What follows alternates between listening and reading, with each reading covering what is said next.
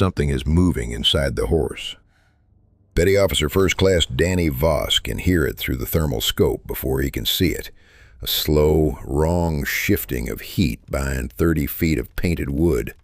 A shape that should not exist inside a religious offering, in a courtyard already packed with drunk, celebrating Trojans who believe their 10-year war just ended.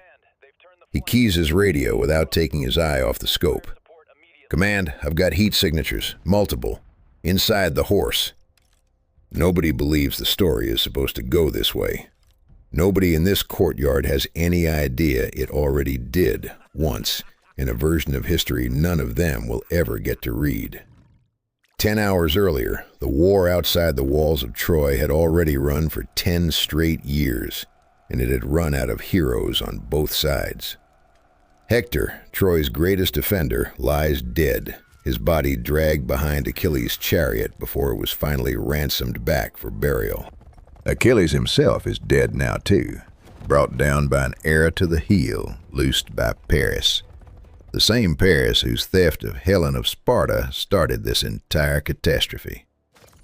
What remains outside the walls is an Achaean army bled thin by a decade of siege, roughly 100,000 men across the coalition's full strength, led by King Agamemnon of Mycenae and his brother Menelaus, with the sharpest mind in the entire camp belonging to Odysseus of Ithaca, a man already, quietly, working on an idea that history will remember far longer than any single battle of this war.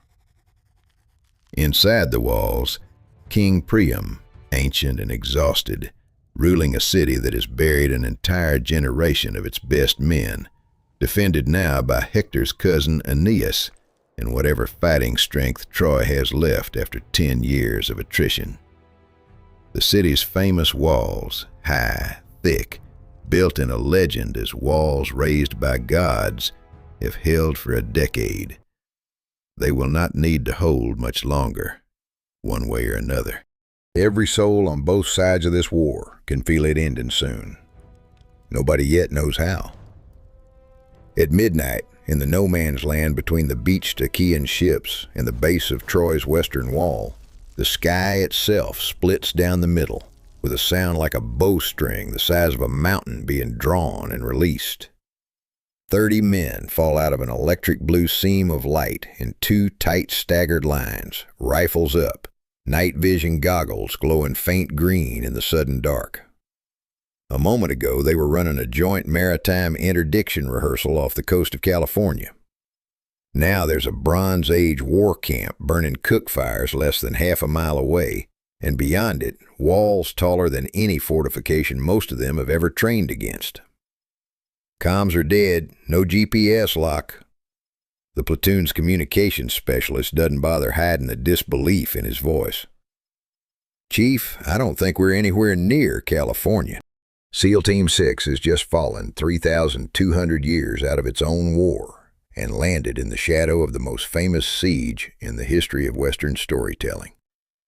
A Trojan sentry finds them first, spear already leveled, bronze-faced shield up, and freezes at the sight of 30 men in strange dark gear that reflects no torchlight, weapons unlike anything forged on this coastline. He doesn't run. He shouts, and within minutes Aeneas himself arrives at the postern gate, sword drawn, flanked by exhausted, hollow-eyed soldiers who have clearly stopped expecting good news of any kind after 10 years of war. Chief Petty Officer Marcus Riley steps forward with his hands open, rifle slung, and says nothing his translator can render into anything Aeneas understands, until Riley simply turns, points at the Achaean campfires glowing along the beach, then at the wall behind him, and presses his palm flat against his own chest. Aeneas studies him for a long moment, a man who has learned the hard way exactly what it costs to trust strangers in the middle of a war this old. Then he lowers his sword.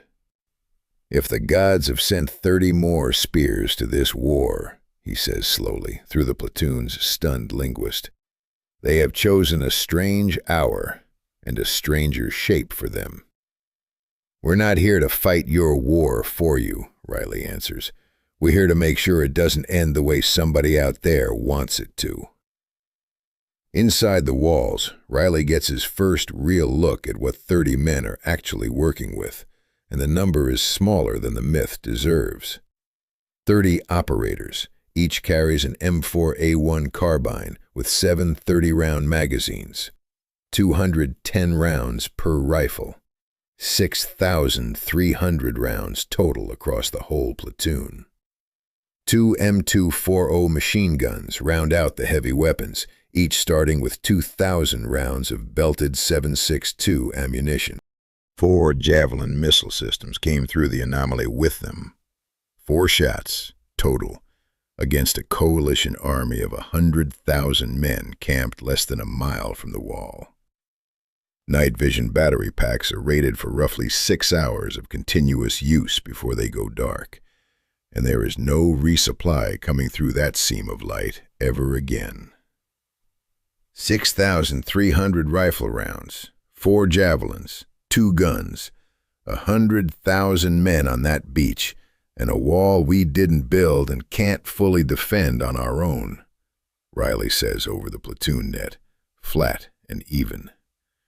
Run that math yourselves and tell me in the comments whether 30 of us was ever going to be enough for a war this old. He makes his first hard call within the hour. Rather than spreading his platoon thin across the entire wall circuit the way Aeneas initially wants, Riley concentrates 2/3 of his force at the western gate, the weakest, most heavily assaulted stretch of the entire fortification, and gambles that 100,000 exhausted, demoralized men, a decade into a war they're losing the will to finish, are more likely to break at one hard, sudden shock than grind through a defense spread evenly and thin across 4 miles of ancient stone. Would you have concentrated everything at the weak point, or spread thin to cover every angle of a wall this size? The first real test comes before dawn, when a raiding party of Achaean spearmen, bronze-faced shields, plumed Corinthian helmets, leaf-bladed spears, short swords at the hip, moves toward the western gate under cover of darkness, testing whatever new defenders the sentries reported seeing. Among them is a young spearman named Furious, barely out of his teenage years, one of the last reinforcements to arrive from the mainland, only weeks earlier. He has heard camp rumors all night about strange armored men glimpsed near the wall, dismissed by his sergeant as exhausted men seeing ghosts after 10 years of war. He believes it, right up until the gate ahead of him erupts with a sound that has no place in his understanding of the world. Imagine, for one impossible second, the loudest thunderclap of his life, repeating itself, faster than a man can count, without a single pause for breath.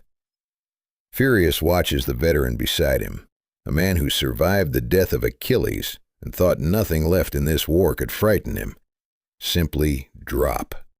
No visible wound, no cry, just gone between one step and the next. There is no arc of an arrow to track, no dust cloud marking where death came from. He drops flat on pure animal instinct and does not move again until the raiding party breaks and scatters back toward the beach, leaving perhaps 40 men behind in the dirt. 30 operators, 0 casualties. Ammunition expended, just under 400 rounds. And somewhere back at the Achaean camp, word is already reaching Odysseus that the gate his scouts probed tonight is defended by something no army in this war has ever faced. Sit rep. 30 SEALs standing, ammunition at 94%, 4 javelins untouched in reserve. The raiding party is broken, but a mind like Odysseus's does not stay confused for long. Agamemnon wants another direct assault within the day. Odysseus, watching the aftermath of the failed raid from a safe distance, argues for something else entirely, and it is his voice that wins the argument in the Achaean command tent. Rather than sending more men to die against a wall that has apparently developed teeth overnight, the Achaean coalition shifts its entire strategy toward exhaustion and deception. Feint attacks probe the wall at random hours, never pressing hard, designed purely to keep the defenders awake, alert, and burning through ammunition and night vision battery life on threats that dissolve the moment real contact seems likely. At the same time, Achaean heralds approach the gates under a truce banner, offering terms of withdrawal that everyone inside the city, after 10 years of war, desperately wants to believe. Riley refuses to let the feints bait his platoon into wasting rounds on threats that never fully materialize, ordering strict fire discipline, even as Trojan soldiers on the wall grow increasingly anxious, watching enemy formations approach and peel away without engaging. It cost him nothing in blood, but it cost his exhausted platoon something harder to replace. 6 hours of interrupted sleep and mounting tension spread across 3 consecutive nights of false alarms. Sitrep, 30 SEALs standing, 0 casualties, ammunition at 91%. Night vision batteries down to their final charge cycle after 3 sleepless nights of feints. And on the beach, ominously, Achaean campfires are starting to go dark, one section at a time. By the 4th morning, the Achaean camp is gone. Ships that filled the horizon for 10 years have vanished overnight, sailed apparently for home, leaving behind nothing but cold ashes, abandoned equipment, and, sitting alone on the sand before the western gate, an enormous wooden horse, easily 30 feet tall, its flanks carved and painted, a votive offering the fleeing Achaeans have apparently left as tribute to the gods for safe passage home. The city erupts in celebration within hours. 10 years of siege ended overnight, and Priam's exhausted, grief-shattered court wants nothing more than to believe it. Riley does not believe it for a single second, and neither does his platoon's senior chief, both men staring through rifle optics at a structure that makes no tactical sense as an actual religious offering, and every kind of sense as something else entirely. "Command, that horse doesn't add up," Riley reports flatly. "Nobody burns a war camp and evacuates a coalition fleet just to leave a present behind. That thing is hollow, and I'd bet good money on what's using the space." There is, in that moment, one grim, unavoidable joke that gets said out loud, because saying it is easier than what everyone actually suspects. The Achaean Navy just spent 10 years failing to get through one gate. Turns out, all they needed the whole time was a really convincing woodworking project. Nobody laughs saying it, but somebody needed to say it anyway. Riley's thermoscope confirms it within the hour. Faint, unmistakable heat blooms shifting behind the horse's wooden flanks, exactly where a hollow compartment large enough to hide armed men would sit. He brings the reading directly to Priam and Aeneas, expecting the warning to end the celebration on the spot. It doesn't. A blind Trojan priestess named Cassandra has already screamed the same warning to the entire court and been ignored the same way she is always ignored. Cursed in the old story to speak only truths nobody will ever believe. Priam, exhausted past reason after 10 years and desperate for any sign the gods have finally shown him mercy, overrules his own general and orders the horse dragged inside the walls as a sacred offering, over Aeneas's furious objections and Riley's blunt, modern warning that there are men breathing inside it right now. Sitrep, 30 SEALs standing, 0 casualties, ammunition at 89%. The trap that ended this war in every version of history anyone in this platoon has ever heard is now rolling through the gates of Troy on wooden wheels, cheered on by a city that refuses to believe the one warning that might actually save it. This is the courtyard from the very first scene. This is the horse, the heat signatures, the sinking realization that knowing the trap exists and stopping it from closing are two very different problems. Riley makes the call the moment the gates shut behind the horse for the night, refusing to wait for the ambush to spring on its own schedule. He splits the platoon, half holding a defensive perimeter around the horse itself, weapons trained on its hollow flank, half moving to seal and watch the western gate against the fleet everyone now suspects never actually sailed home at all, only hidden behind the nearby island of Tenedos, waiting for a signal fire.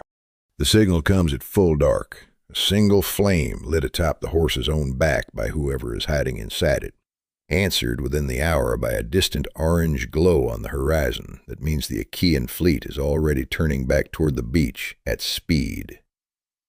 Inside the horse's flank, a trap door Riley's team has already located and covered finally creaks open, and Odysseus himself is the first man out, sword drawn, expecting a sleeping, celebrating city ripe for slaughter from within. He finds instead 30 rifles already trained on the opening, and the fight that follows lasts less than 90 seconds. Controlled, close-range bursts cutting down the small commando force of roughly 40 men crammed inside the horse's belly before more than a handful can even clear the trap door.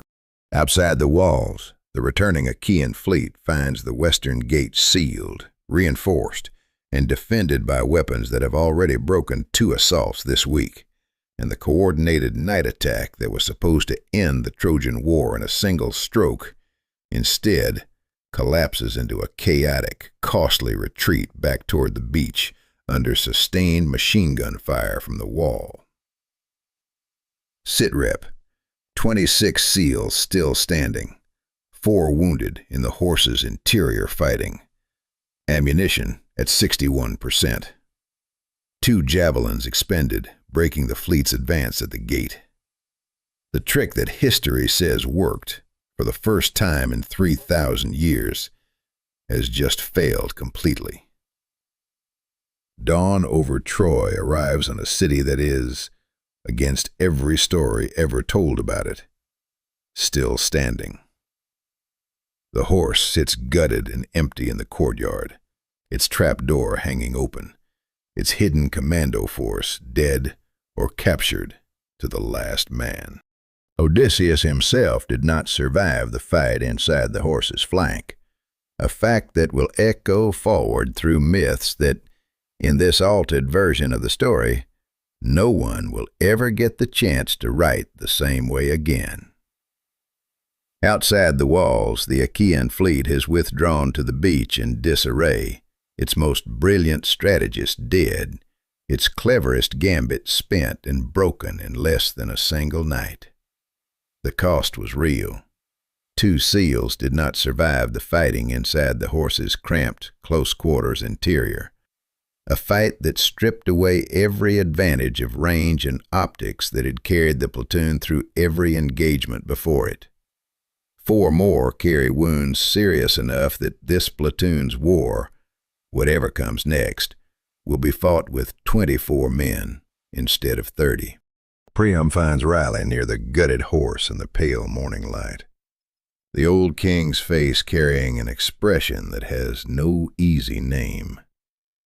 Grief for a war not yet fully over, and something close to shame for having nearly let the one warning that mattered go unheeded. Cassandra told us the truth, Priam says quietly through the translator. We have never once believed her. Perhaps we should have believed you instead, only because your truth came wrapped in something we could see with our own eyes. Doesn't matter whose truth it was, Riley answers. It mattered that somebody caught it before the gate opened for good. There is no wild celebration in the streets this time, There is only exhausted, disbelieving quiet. A city that has spent 10 years bracing for an ending it always assumed would be written by someone else, now facing a mourning nobody on either side of this war, actually knows how to finish. The portal reopens at midday, the same violent seam of blue light tearing open near the western gate. Aeneas offers a formal bow, with his sword reversed, a gesture Riley's translator struggles to fully render. Riley returns a simple, modern salute, and 24 exhausted men, 4 wounded on stretchers, step through a light that asks no permission and leaves behind a city that the entire Western literary tradition insists should already be ashes. Because Troy does not fall to the horse, the ripple that follows reaches far beyond one saved city, into a myth the ancient world built an entire civilization's origin story on top of. In the history everyone else knows, a Trojan prince named Aeneas escapes the city's burning ruins, and eventually, generations later, his descendants are said to found Rome itself, a legend so central to Roman identity that emperors trace their bloodlines back through it for centuries. If Troy never burns, if Aeneas never has to flee anything at all, the foundation myth of an empire that will one day rule the Mediterranean simply has no fire to escape from and no refugee's journey to inspire it. Sometimes saving a city means quietly erasing the reason an entire future empire believed it was destined to exist. Somewhere in a modern naval special warfare archive, an after-action report exists describing a joint training exercise with an unexplained 10-hour gap. An equipment manifest showing 2 javelin rounds expended against a target logged only as structure, wooden, hostile, and 2 names on a memorial wall that nobody currently serving can fully explain. No one who reads it will ever believe where they actually went. Some stories only survive because everyone already knows how they end. This is the one time somebody refused to let it end that way. What last stand should we rewrite next? Should American paratroopers hold a frozen crossroads a winter before the record says they arrived? Or should a company of Marines stand on the deck of a battleship the history books insist never should have survived its final morning? Drop your wildest scenario in the comments. Hit that hype button to help this video reach more people. Subscribe for the next battlefield, and I'll see you inside the walls.